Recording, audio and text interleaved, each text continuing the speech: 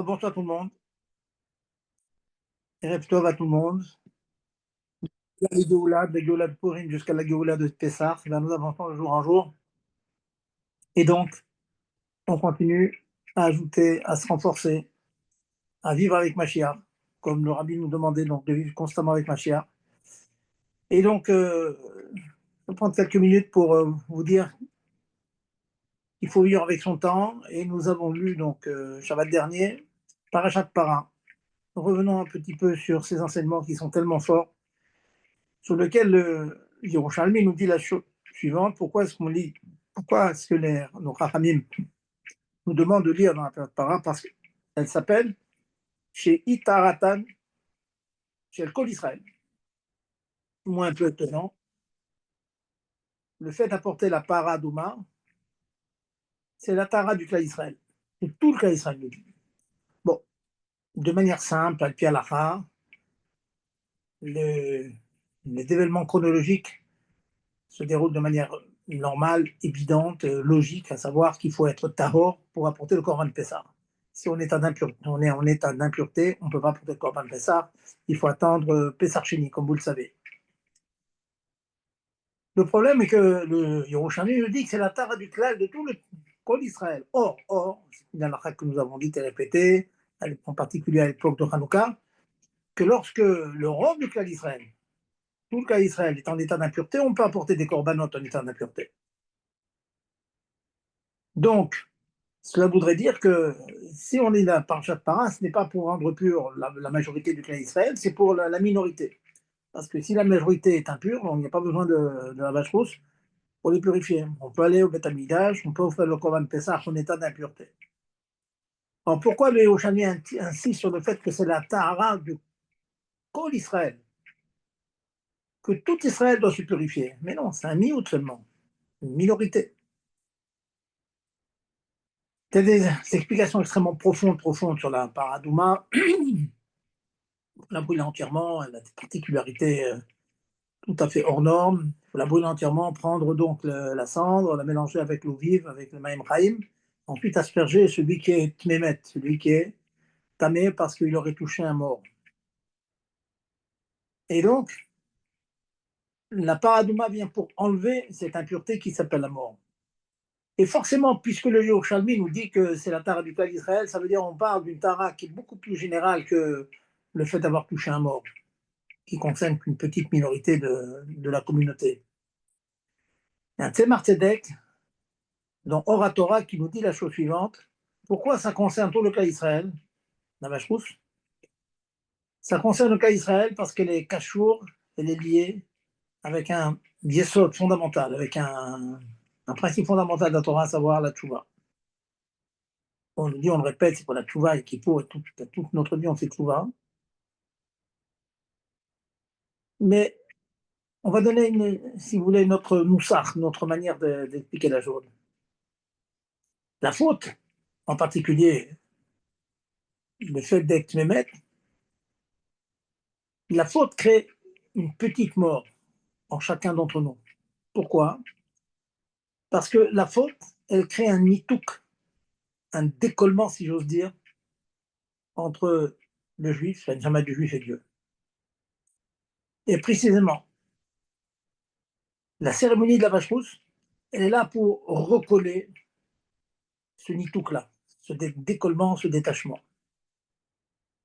Pourquoi? Parce que la faute a créé une mort, non pas la mort physique, mais la mort spirituelle. Et la mort spirituelle, ça c'est l'explication du Tzemar Tzedek, la mort spirituelle, c'est le fait de se détacher un tant soit peu de Dieu. Et la réparation, c'est de se recoller à Dieu. Et ça, c'est le job, c'est le travail de la sang de la vache rousse.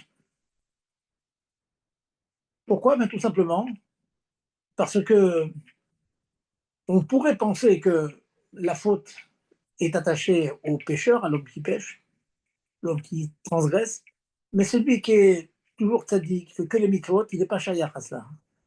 La Torah nous dit non, c'est la tara de tout Israël. C'est Martzedek nous dit parce que même le tzaddik aussi, il est shayach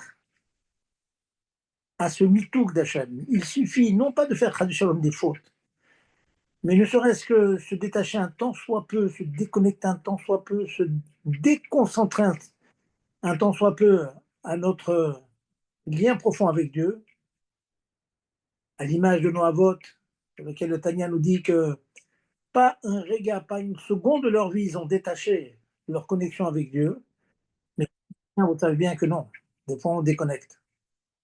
Et c'est la raison pour laquelle nous dit le Yerushalmi que la protection de la vache rousse, c'est pour précisément amener la Tara dans tout le clan Israël. Tout le clan Israël, même les Tadikim. Comme dit, c'est un mot du Zohar qui nous dit Mashiach ata le atva tzadikaya betuvta. Mashiach va venir, il va faire tchouva au tzadik. Mais qu'est-ce qui nous manque au tzadik? Ben, chacun peut savoir que le tzadik, aussi parfait soit-il, a fait toutes les histoires, il n'a jamais une mauvaise pensée, jamais une mauvaise action, jamais avak la shona, rien, rien, rien. Mais il y a des moments où il s'est peut-être un tout petit peu déconcentré de sa écoute profonde avec Dieu. Pour cela, nous dit Léo Chalmi que la vache rousse vient pour recoller les morceaux, même pour les temps tzadikim, comme nous dit le Zohar. Donc, vous voyez que la vache rousse, c'est pas une petite procédure comme ça, et grâce à laquelle on aspergeait en aspergeant des aspersions le troisième jour, le septième jour, sur quelqu'un qui avait touché un mort. C'est quelque chose beaucoup plus profond. C'est quelque chose qui nous reconnecte avec Dieu. Et chacun doit chercher dans sa vie. Il ne faut pas qu'on reste dans la théorie. Ce que je suis en train de vous dire, c'est que chacun doit chercher dans sa vie les moments où, pour les raisons qu'on peut connaître, hein, les vicissitudes de la vie, les périodes de la vie, disons les épreuves de la vie, et les moments où on sent un détachement, on sent un décollement d'Hachem. Eh bien, il faut tout faire pour s'attacher à l'enseignement de la vache rousse, qui consiste, pour un peu brièvement, donc, à la brûler entièrement en faire de la cendre. Faire de la cendre, ça veut dire le bitoul gamour. Bitoul gamour. Vouloir se fondre en Hachem. Demander à Dieu de nous aider à nous approcher de lui. Le fait d'amener le bois précisément, ou de manière générale, la chair de la vache, à un état de cendre, ça montre qu'on veut se consumer en Dieu. Mais à côté de ça, attention, il y a l'eau. Il y a le Maim Chaim. Maim Chaim, ça veut dire descendre dans ce monde et faire la volonté divine. Ça va faire les mitzvot les plus triviales possibles. On veut constamment faire ce que nous dit le prophète. Les chayot ayo ratso vachov, ça veut dire elles montaient vers le ciel pour s'intégrer complètement à la divinité, mais d'un autre côté, la volonté divine, c'est qu'on. Ça veut dire avec les jolies paroles que je suis en train de vous dire, n'oubliez pas que faire un sourire à quelqu'un, aider quelqu'un qui est en difficulté, faire une petite tova comme ça, tout à fait matérielle, c'est vraiment ça le ratson Hachem. Hachem veut qu'on soit des anges et qu'on se fonde en lui pour que finalement on redescende, ratso vachov, on revient pour aider son prochain, pour faire des mitzvot tout à fait triviales, tout à fait matérielles. C'est tout l'enseignement de la vache rousse, très très fort. Sidot approfondit beaucoup ces concepts-là. Il y a des mahamars très profonds là-dessus. Mais en tout cas, ça nous donne, nous, la force de savoir que quelle que soit la situation la plus négative, on va dire, la plus désespérée, la plus cendrée, de la cendre, il y a l'eau qui est là pour remonter vers Hachem et vous renforcer en lui. Et donc, le petit mot que je voulais dire, nous avons passé donc, le Shabbat Para, et n'oubliez pas, ça veut dire qu'on s'est purifié et qu'on peut apporter le Korban Pessah. Donc, Gérard m'a demandé tout à l'heure si j'avais prévu un chiour sur Pessah. Écoutez, j'ai pas prévu un chiour Pessah, mais je vais quand même, hein, je sais qu'il y a beaucoup de demandes sur cela, parce que cette année c'est un peu spécial, les Sdarim c'est samedi soir, c'est Motzai Shabbat. Donc, je vais vous dire quelques halachot. Hein. Je ferai un shiur Be'ezat Hashem, un shiur complet. Donc, il nous reste 2 lundis Be'ezat Hashem jusqu'à Pessah. On aura le temps de passer toutes Be'ezat Hashem, de toutes les halachot Pessah. Mais je vais revenir sur la particularité de cette année, que Erev Pessah, il est Chag de Shabbat. Ça veut dire que Erev Pessah, la veille de Pessah, le 14 Shabbat. Donc c'est problématique. Parce que le 14 Nissan, on rappelle, c'est le jour où on fait le bio-Hametz, où on brûle le Hametz. Alors là, c'est pas possible puisque c'est Shabbat. On va brûler le Hametz. Donc comment est-ce qu'on va procéder? En plus, le Hametz qui nous reste, il faut le détruire. Comment le détruire alors que c'est Shabbat? Ne pas en avoir Shabbat, c'est pas convenable non plus parce qu'il faut qu'il nous reste du pain euh, pour faire les repas de Shabbat. Et puis, sous la chichite, c'est compliqué, c'est l'après-midi, on n'a plus le droit de posséder du Hametz. Donc,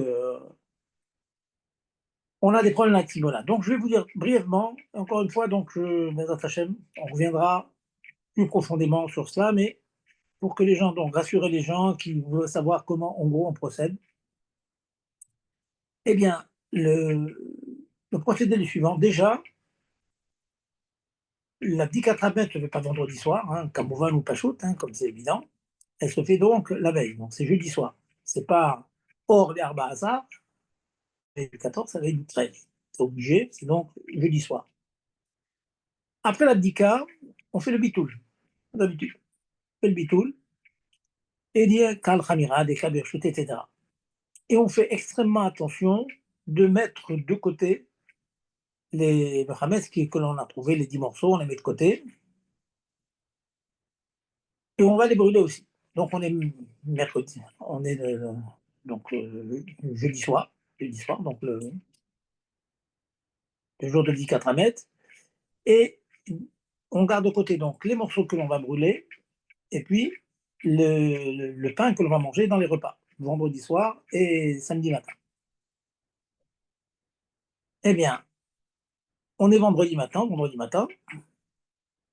qu'est-ce que l'on fait? Eh bien, on brûle le Hametz.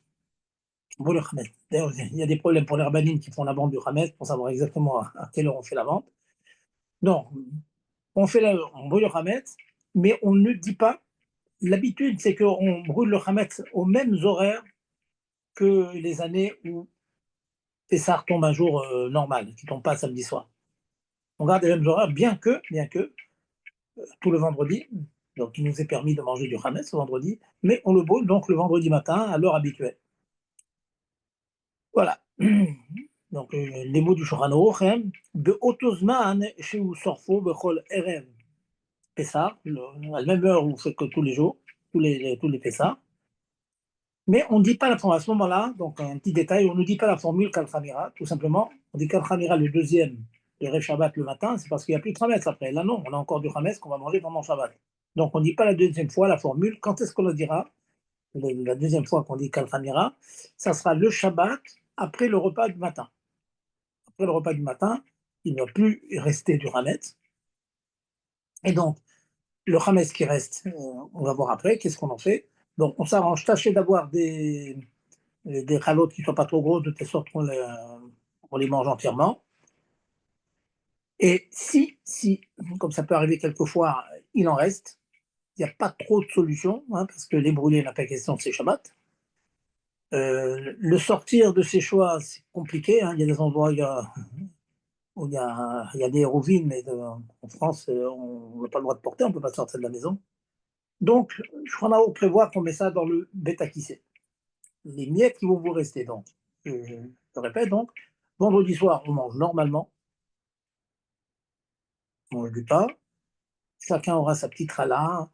Alors, on verra le côté technique de la chose, certains prennent des pitotes parce qu'il n'y a pas de miettes, surtout ne pas prendre des choses où il y a des petites miettes, certains disent on ne prend pas par exemple du couscous parce qu'il y a toujours des petits grains qui vont aller par-ci par-là, donc tâchez d'avoir deux choses en fait, tâchez d'avoir du pain qui ne s'émiette pas de telle sorte qu'on le mange entièrement, et des tafchilines, des repas hein, qui ne collent pas aux marmites. Pourquoi?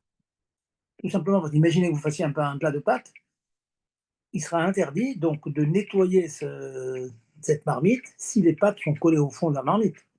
Parce que vous êtes en train de préparer, pas qu'on est Shabbat, de préparer, donc de nettoyer une marmite qui ne sera pas utilisée Shabbat, c'est interdit. Vous le faites pour après. Ça s'appelle achana. Donc c'est compliqué. Si on se trouve dans un matzah, dans une situation où il y a du hametz qui reste collé aux marmites, c'est vraiment problématique. Voilà. Bien sûr, le, on va revenir tout à l'heure sur ces halachot, donc du Shabbat, mais auparavant, n'oubliez pas qu'il y a les Bechorim, donc les premiers-nés, qui jeûnent le jeudi. Le jour du jeûne, c'est jeudi. Vous connaissez tous le minag, qu'on va la chou, il y a toujours des personnes qui font un sioum, grâce auquel, grâce auquel on peut manger et donc éviter le ta'anit. Bon, comme vous voyez, cette année, c'est moins compliqué que les années classiques. Pourquoi? Bien, tout simplement parce que le ta'anit, c'est jeudi. Bon, et donc, on n'a pas le problème de RF Shabbat. Parce que quel est le problème? C'est que si on jeûne RF Pessah, donc on va se retrouver pendant le Seder, et avant de manger, ça prend du temps, il y a tout le Seder à faire, alors qu'on a dit Barékadit, alors qu'on est en train de jeûner. Donc, on évite ce jeûne en quelque sorte. Par contre, cette année, celui qui veut faire le jeûne, c'est jeudi. Bon, jeudi, il n'y a pas de problème de faire le jeûne dans la mesure où, de toute façon, le Seder, ça sera au bout du Shabbat. Et donc, il n'y a pas de problème. Donc, les Bérorim donc, font le Ta'anit, je disais jeudi. Et on fait bien attention, nous dit Shulchan Aruch, Lo yash'ir me'achametz rak kedei mazon shte seudot. Comme j'ai dit tout à l'heure, vous arrangez, les gens méticuleux, ils mettent vraiment les deux petites ralottes pour chacun des membres de la famille dans un plastique. Ensuite, on va vider le plastique et puis il ne restera plus de ramet. Et comme ça, on fera pour les deux seudot, celle du soir, celle du matin. Seuda shlichit, on s'arrange pour le faire pour autre chose que du pain ou des gâteaux, bien sûr, pour éviter tous les problèmes. Donc, on fera de chichi sur diverses choses qu'on peut manger et ça évitera bien des problèmes. Maintenant, il est clair que pour être pragmatique, dans la majorité des keilot, même les keilot rabbin qui ont l'habitude de faire shacharit à une heure assez tardive, pour le temps d'aller étudier Chassidut, à l'Obligue, etc., il y a un Erev Pessah, comme cette année, Erev Pessah qui tombe Shabbat, ça sera différent. Ça sera différent.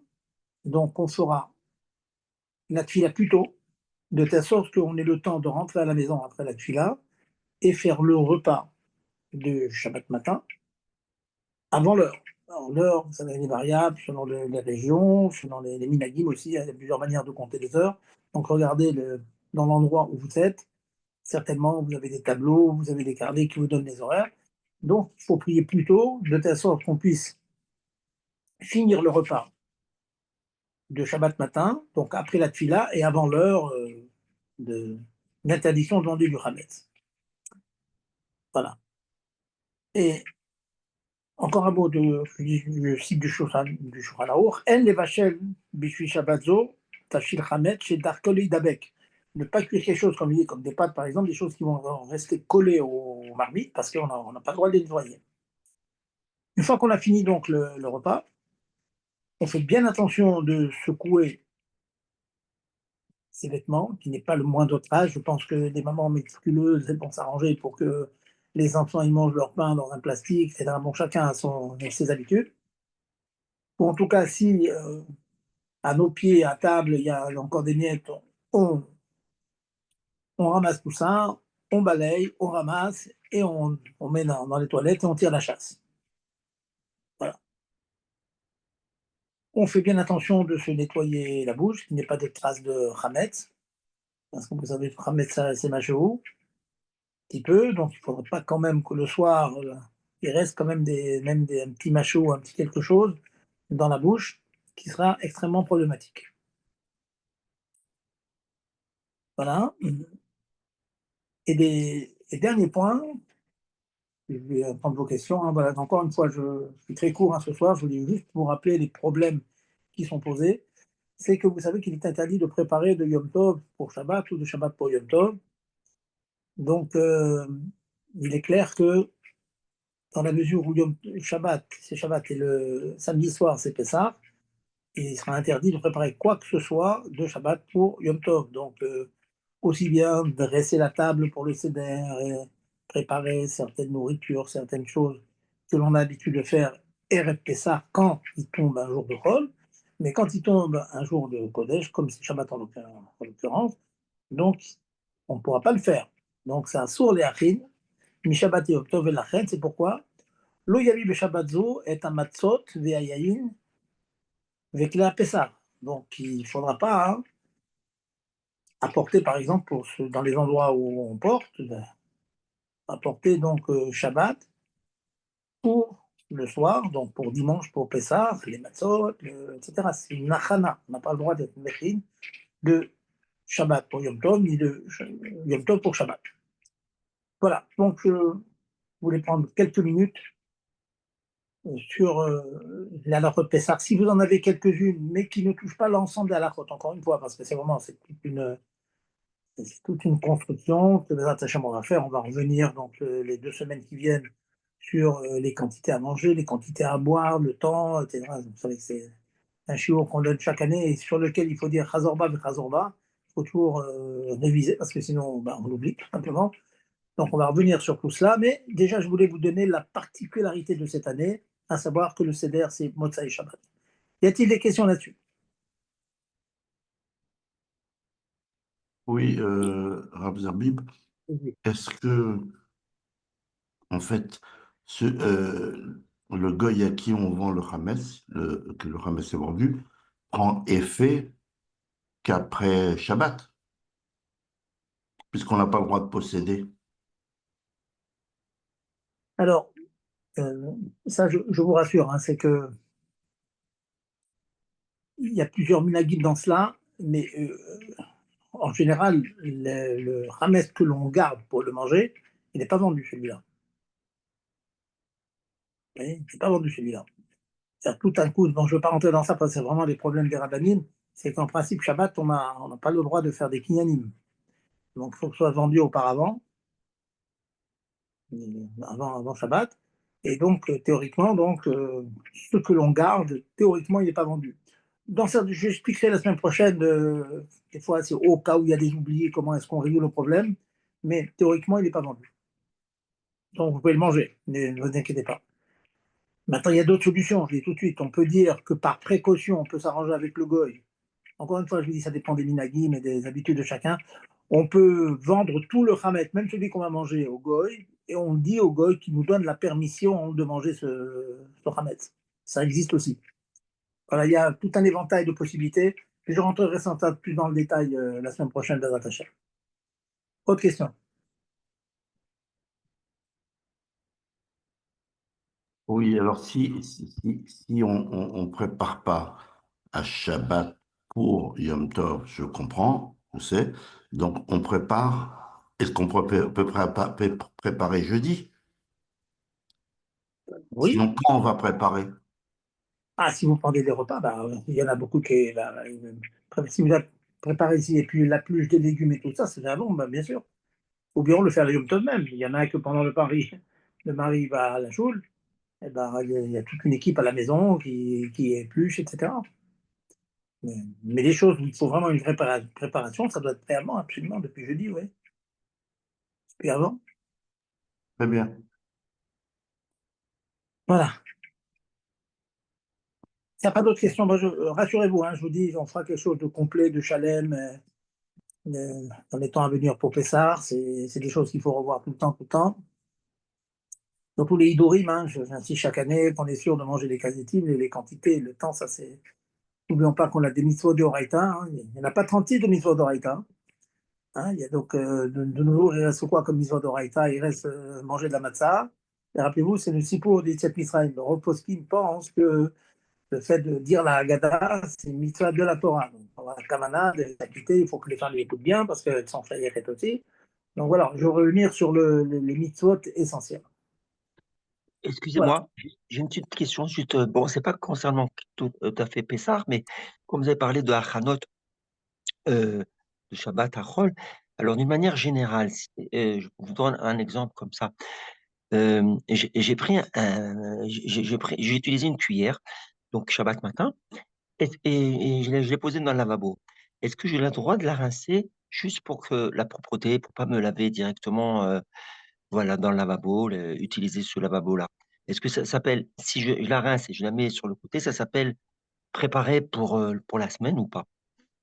Écoutez, de manière générale, préparer une vaisselle qu'on ne va pas réutiliser Shabbat, ça s'appelle Ça, achana. Bon, d'accord, de manière générale. Maintenant, très bien. je vais vous donner un exemple pour bien cerner votre question. Oui, Il est marqué qu'on n'a pas le droit de faire son lit, le lit Shabbat, oui, on va dormir dans le lit samedi soir, Motsai Shabbat. Vous préparez pour après. Bon, ça c'est marqué. Maintenant, comprenez bien qu'il y a des mamans, dans certaines familles, qui ne supportent pas que les lits ne soient pas faits. Et ils font pas les lits. Dans leur intention, c'est pas du tout pour que le lit soit prêt pour Motsai Shabbat, c'est tout simplement parce que sans ça, la maison n'est pas rangée. Les lits sont pas faits, ça fait fouillis, ça ne peut pas ranger. Donc, si l'essentiel de votre kavana, c'est pour que la chambre soit rangée, rien à voir avec l'utilisation ultérieure après Shabbat, parce que sinon, c'est le fouillis, je ne supporte pas le fouillis. De la même manière, on peut imaginer que si maintenant vous avez des cuillères, etc., et qu'une personne les passe sous le robinet pour les ranger parce qu'elle veut que son évier soit propre, effectivement, ça, c'est oui, pas une machana, c'est préparer, oui, c'est que l'évier soit propre. Mais il ne faut pas ruser non plus, parce que bon, oui, oui, il ne faut pas se dire, ah oui, mais je vois que je ne supporte pas ça, donc je le fais. Non. très bien. Et Mhm. si dans le repas du midi, on met beaucoup, beaucoup de vaisselle, bon, bah, on s'habitue à le mettre dans un endroit où ça ne va pas déranger. On ne va pas dire, je vais tout laver pour que tout soit Oui, rangé, oui, pas cuire, pas rangé. Vous voyez, donc, très, c'est très bien. fin. Ouais. Merci beaucoup, j'ai compris. Autre question?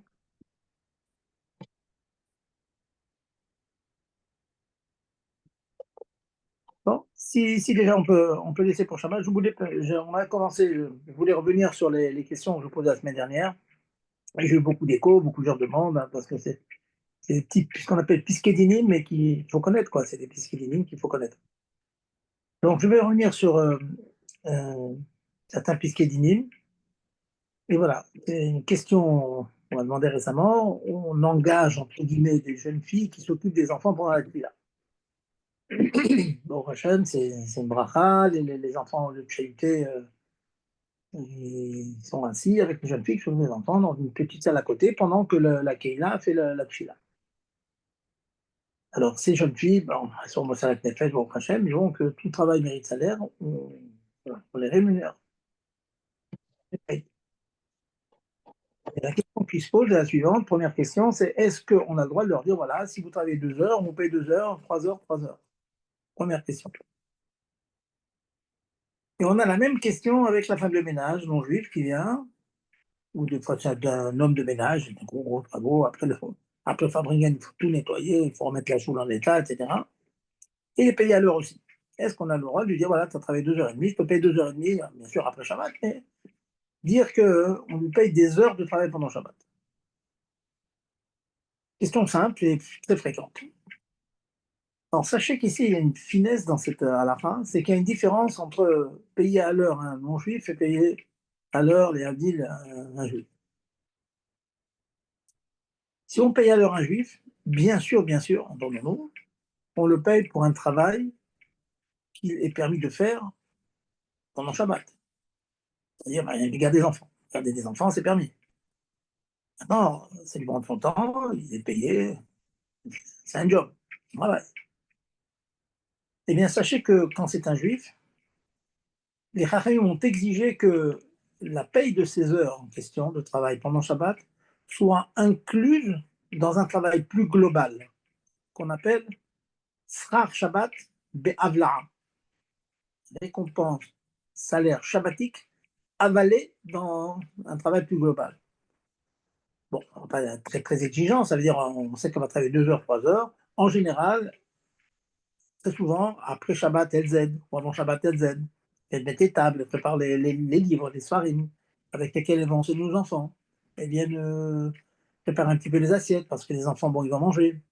Ça veut dire qu'elles vont être prévues de manière globale. De manière globale, c'est une exigence que l'on a avec un juif qui travaille pour nous.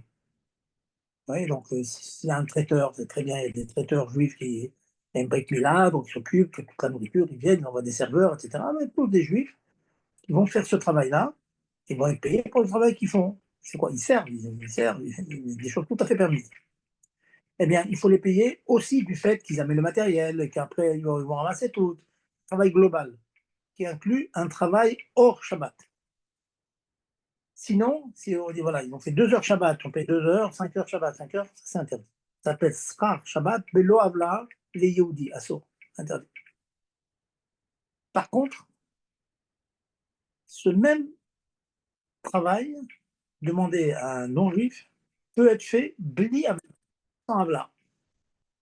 Donc un gars, il vient travailler, il fait le ménage, etc. À la fin, oui, j'ai travaillé 2 heures et demie. Il ne vient pas après Shabbat, il ne vient pas avant Shabbat, il vient que Shabbat. Travailleur shabbatique, non-juif, on peut le payer à l'heure.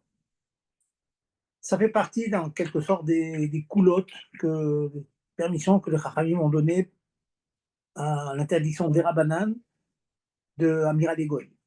Hein, c'est l'interdiction demandée de manière générale à Amir Goy, mais Amir Goy, c'est demander à un non-juif de faire un travail qui nous interdit.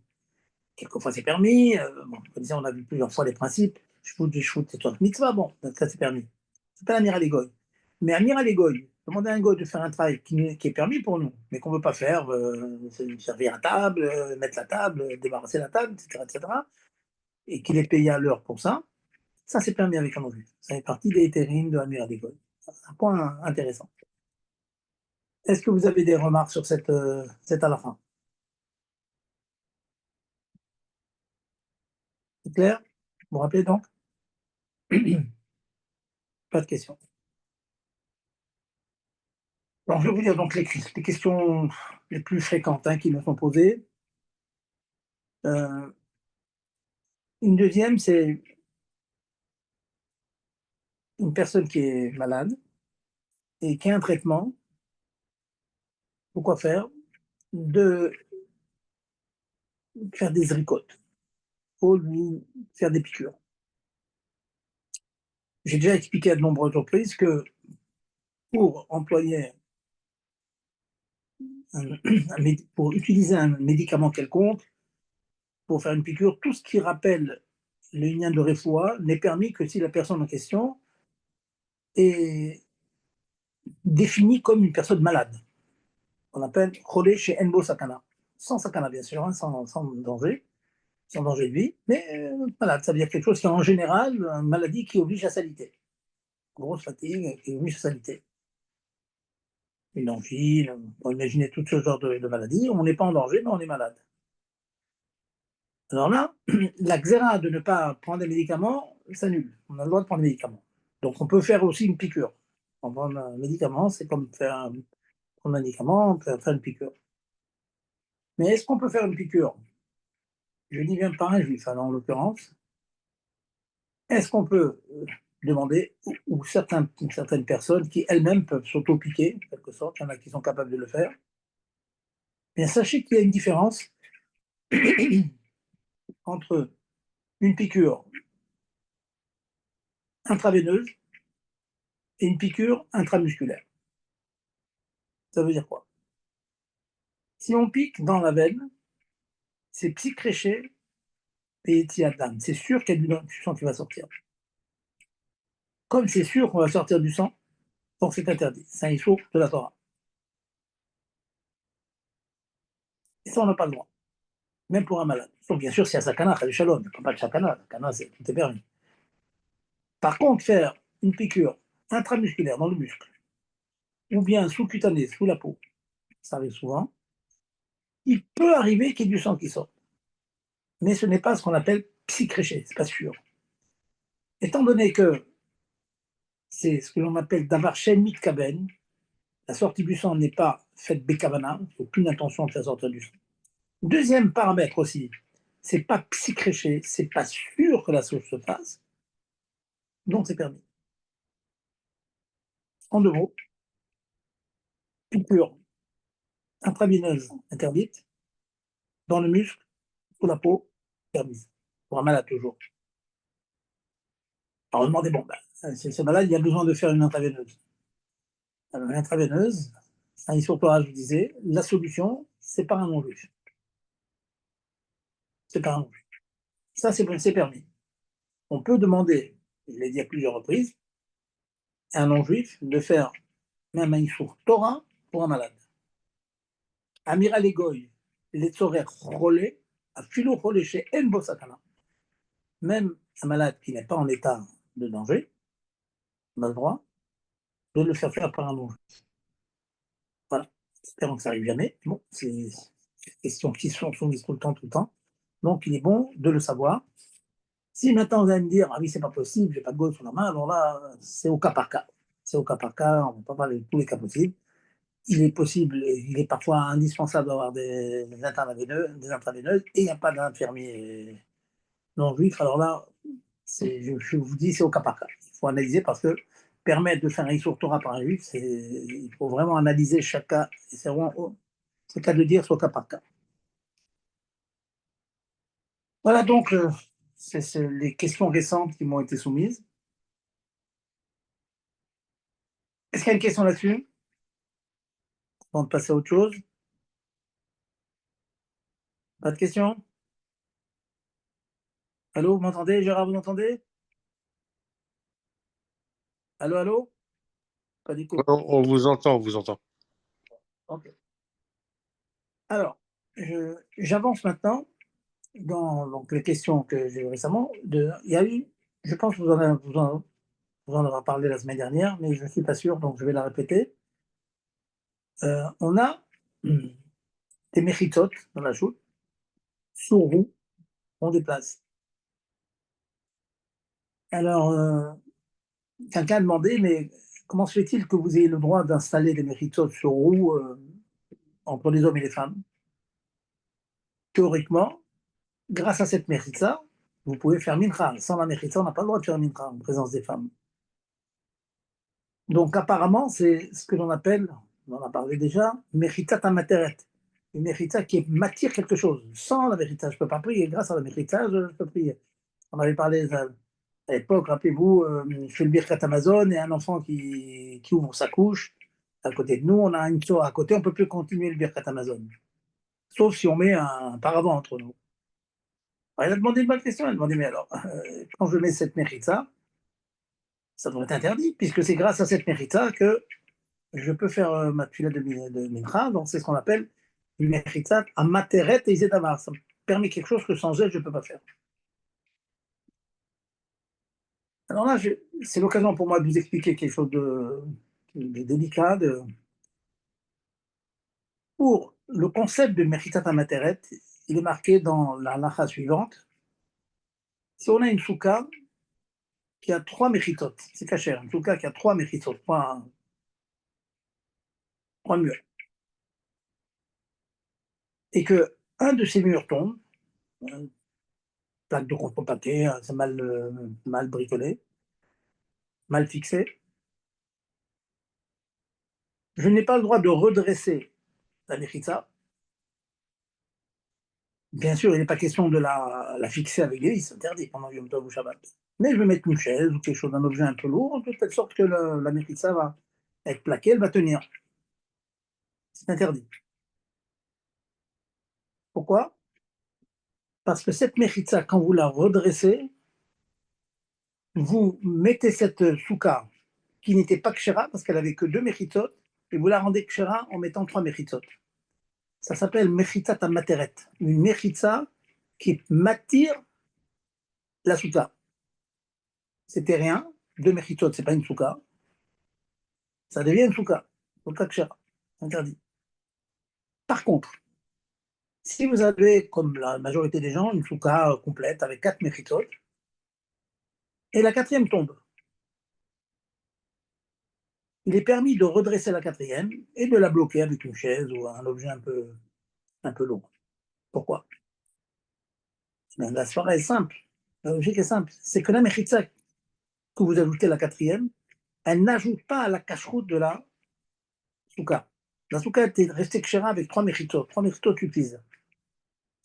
Donc, la quatrième méritza, pourtant, elle complète, elle finit en quelque sorte la souka, mais elle la finit, mais elle la cachérise pas. Elle était cachère sans elle. Donc, c'est pas une méritza qui est matérette, qui permet la chose. Elle était permise sans ça. Voilà, donc, connu, quoi. Quand on crée une méritza qui crée un hercher, marcher quelque chose, c'est interdit. Quand il y a marcher, c'est permis.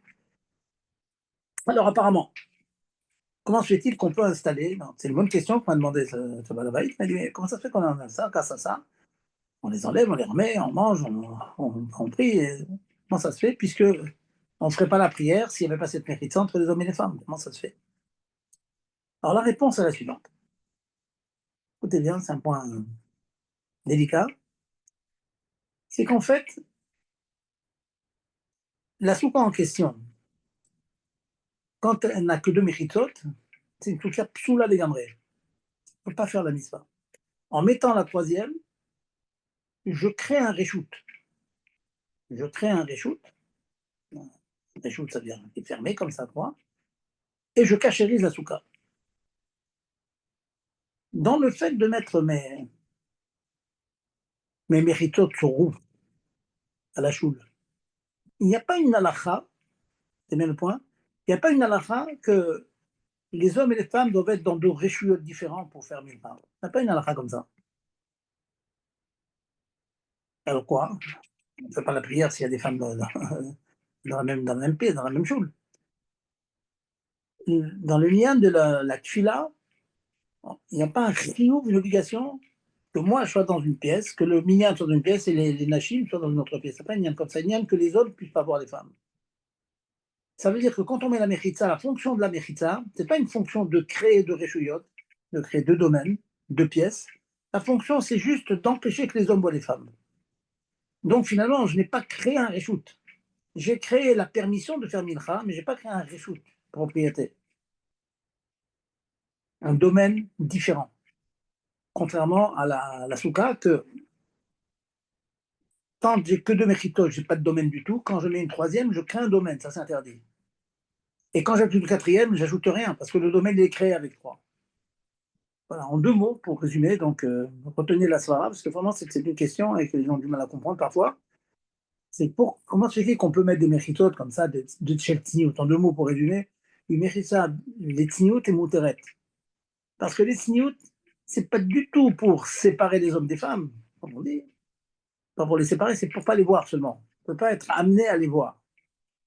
Mais on peut être parfaitement dans la même enceinte, hein, et si on ne les voit pas, on peut faire mincha. Donc, la mechitza que je mets entre les hommes et les femmes, elle n'a qu'une fonction de kisouille, en fait, que je ne peux pas les voir, c'est tout. Comme si j'ai mis quelque chose dans les yeux, je ne peux pas les voir, donc je peux faire le mincha. Voilà. Est-ce qu'il y a des questions là-dessus? Oui, encore une fois, ce sont des petits pisquetini, mais qui éclairent beaucoup de situations parfois. Pas de questions?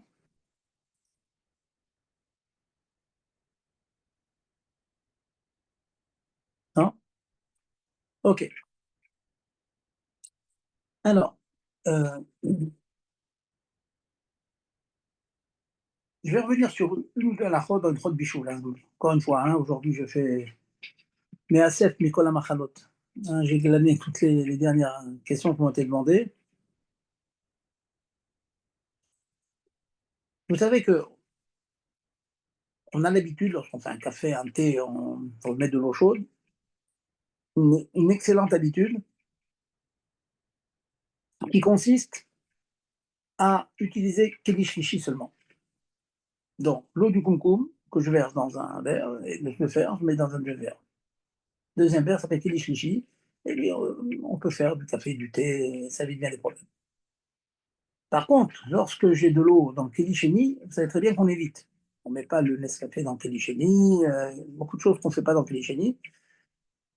Pourquoi? Tout simplement parce qu'on craint, quand vous mettez quelque chose dans le Kedisheni, on craint que l'aliment que vous mettez dedans rentre dans la catégorie des calés à bichoul, des choses qui cuisent facilement.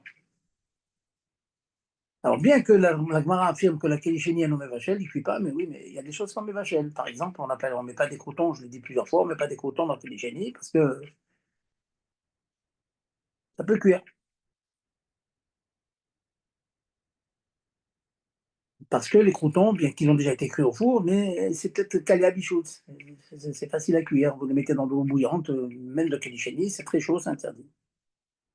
Ben, toute cette akdama pour vous donner une exception à la règle très intéressante, qui est marquée noir sur blanc dans la Gemara. Quand on a un Kélichéni vraiment bouillant, très très chaud, il nous est permis d'ajouter un liquide froid et cru.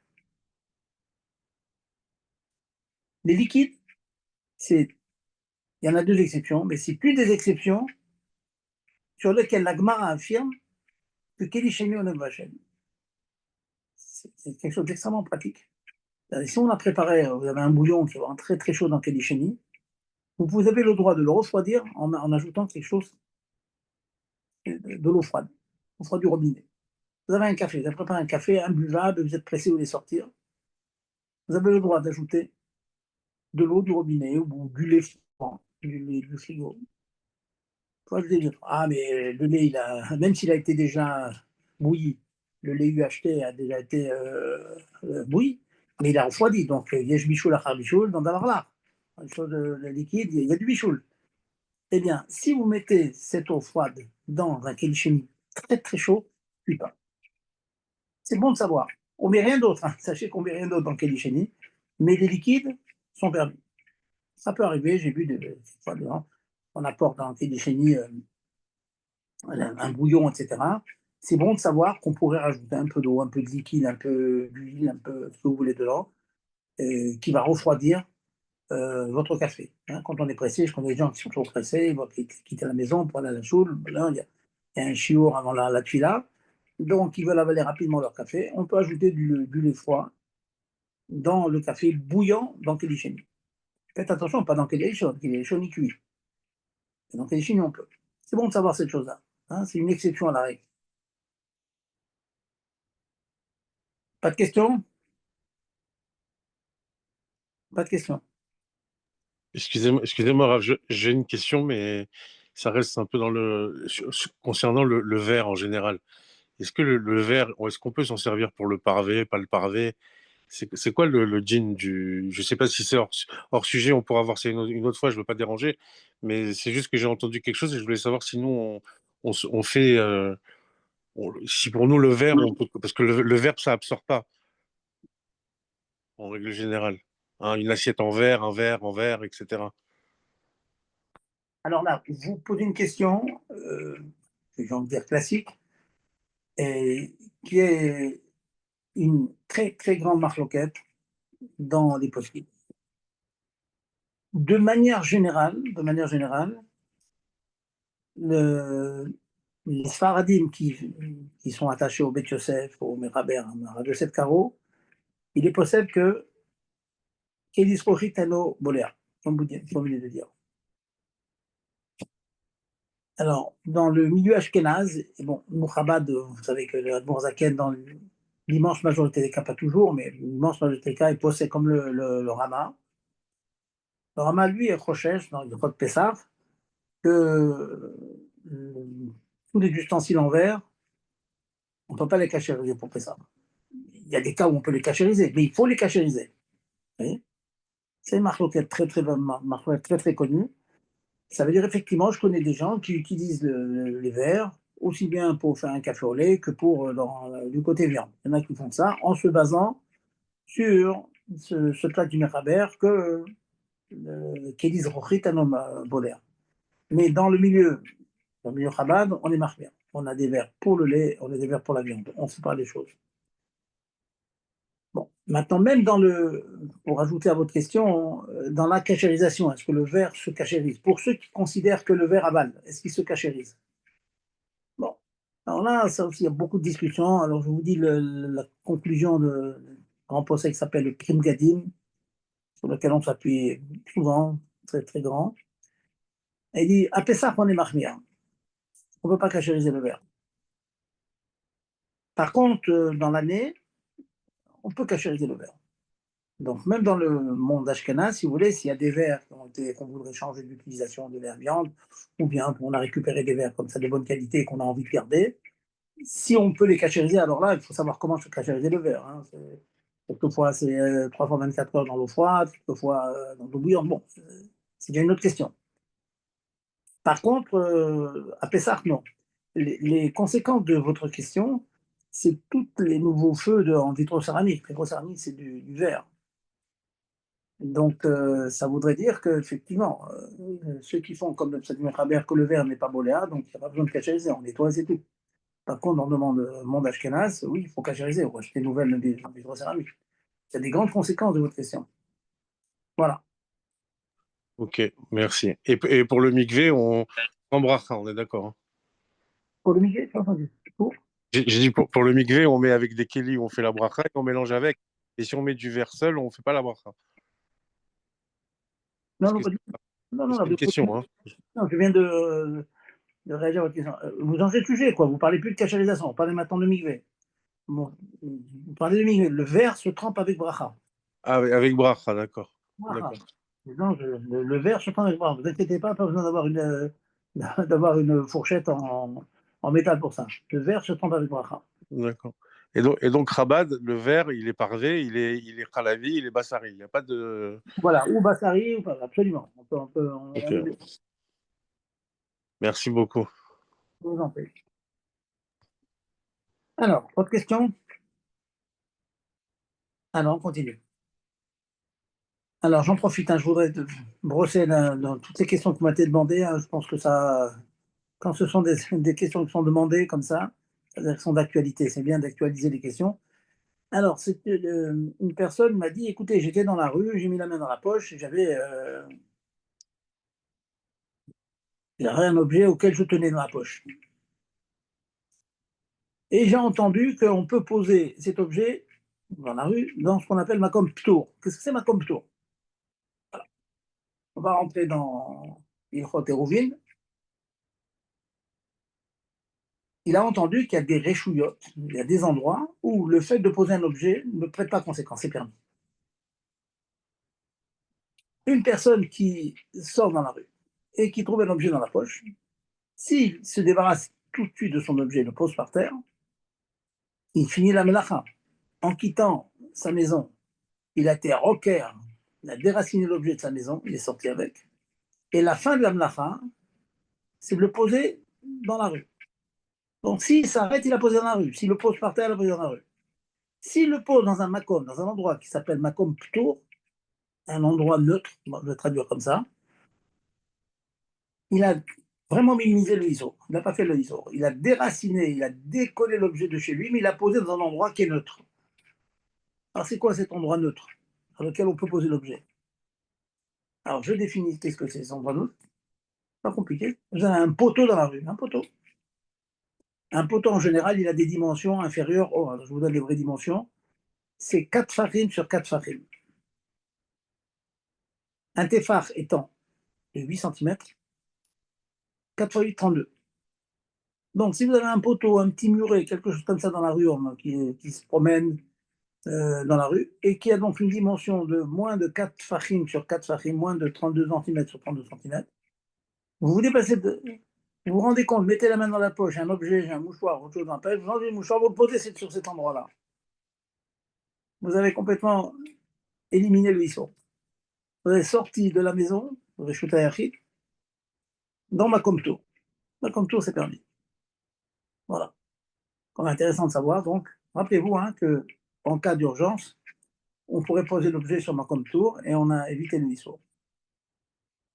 J'ai eu l'occasion de vous dire qu'au cas où on ne trouverait pas un Comtour comme ça, le mieux, ça serait de quoi faire, surtout de ne pas s'arrêter, bien sûr, hein, parce que s'arrêter, ça veut dire qu'on a posé l'objet. Hein. Anachat goufo, qu'anachat refetz.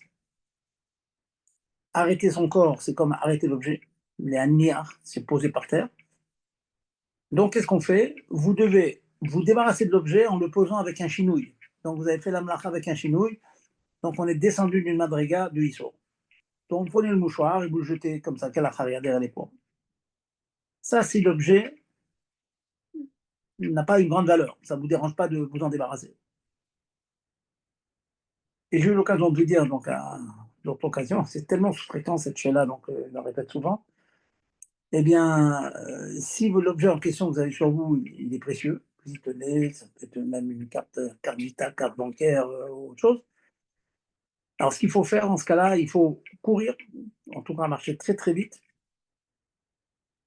Pourquoi il faut courir? Parce que pour être sûr de ne pas oublier de s'arrêter, parce que si on s'arrête, chaque fois qu'on s'arrête, on fait un ISO, on finit la mlacha. Et quand on arrive à la maison, voilà, choule, je ne sais d'où, sans s'arrêter, vous jetez donc l'objet, vous en débarrassez, le jetez par terre avec un chinouille. Et la chariat, comme ça, vous le posez sur l'épaule, il tombe tout seul. Vous trouvez un coude, comme ça, un petit moyen, donc de vous débarrasser de l'objet avec un chinouille. Donc vous avez minimisé la mlacha parce que vous avez fait la akira, le début de la mlacha, c'est la sortie de chez soi, mais la anacha, le fait de le poser dans la chouve au deuxième endroit, vous l'avez fait avec un chinouille. Donc déjà, on a beaucoup diminué le ISO. Voilà, donc je vous ai défini donc, ce que c'est un makom tour et quelles sont les solutions en cas de doublé. Est-ce qu'il y a des questions là-dessus? Pas de questions? Ok, donc je vais conclure. Je vais conclure ça à la route. Et comme je vous dis, Blinéder, donc la semaine prochaine, on va rentrer de manière plus profonde dans les de Pessah. Dans la mlacha de Makeba Patish, ça veut dire le dernier coup de marteau, finir quelque chose, finaliser quelque chose. Il y a une chose sur laquelle vraiment on peut être nirchal, on peut oublier, qui est la chose suivante.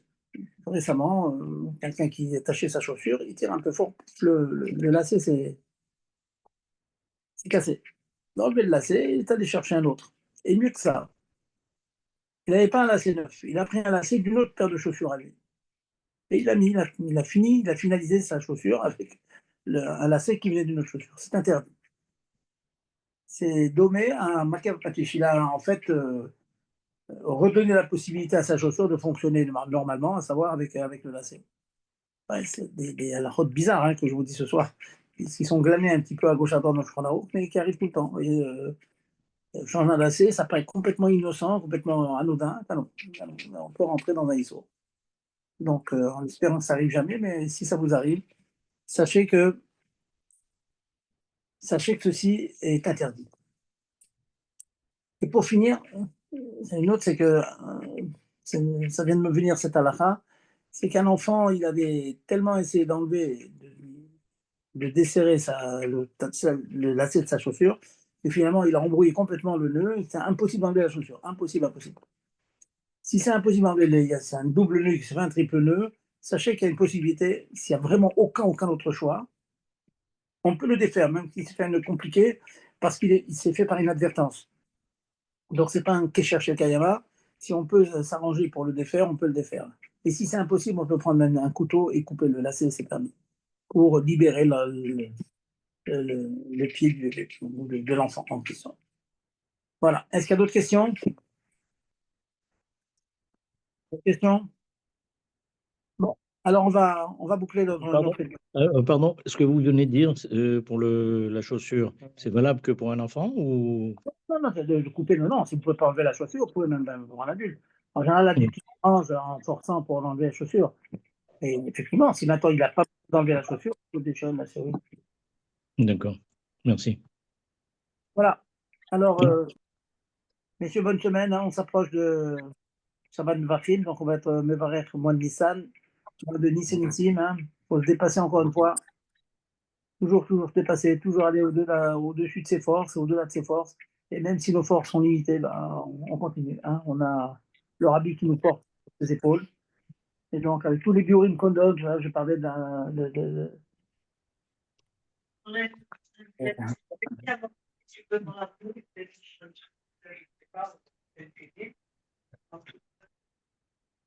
Approchez-vous du micro, madame, je ne vous ai pas entendu. Allô? Quelqu'un qui pose une question? Je crois que c'est quelqu'un qui parle comme ça, je crois. Ah oui, d'accord. Alors voilà, je vous disais donc, Bernard Hachem, donc on continue à avancer hein, avec beaucoup de failloutes et surtout ne pas baisser les bras, et être convaincu que Pachout, c'est Mashiach est là et voilà, et que nous on doit garder confiance et comment est-ce qu'on garde confiance? On continue à lutter malgré les épreuves. Vous avez tous entendu que notre ami Angel Berg le chaliard Orléans. oui, d'Orléans, ben, il a été agressé, encore une fois, donc vous voyez que ça remue dans le monde, hein. Même les Greens commencent pour arriver à leur faire quelque chose, c'est compliqué, mais enfin voilà, vous voyez que donc on n'est pas confortable. Dieu veut nous montrer qu'on n'est pas confortable. Donc il envoie parfois comme ça des petits événements. Donc il ne faut pas qu'on soit confortable, il ne faut pas qu'on soit machlim, on fasse la paix avec les faits dans lesquels on vit. Bien qu'on est au Hachem, on est heureux, on est les mitzvot, on est dans la simcha, on est entre nous, on a toutes les raisons parce qu'il doit être Hachem et simcha, mais la, Dieu veut maintenant qu'on arrive à la simcha définitive avec Mashiach, Bezrat Hachem. Alors bonne semaine et Merci beaucoup. Bonne semaine. Allez, quoi tout.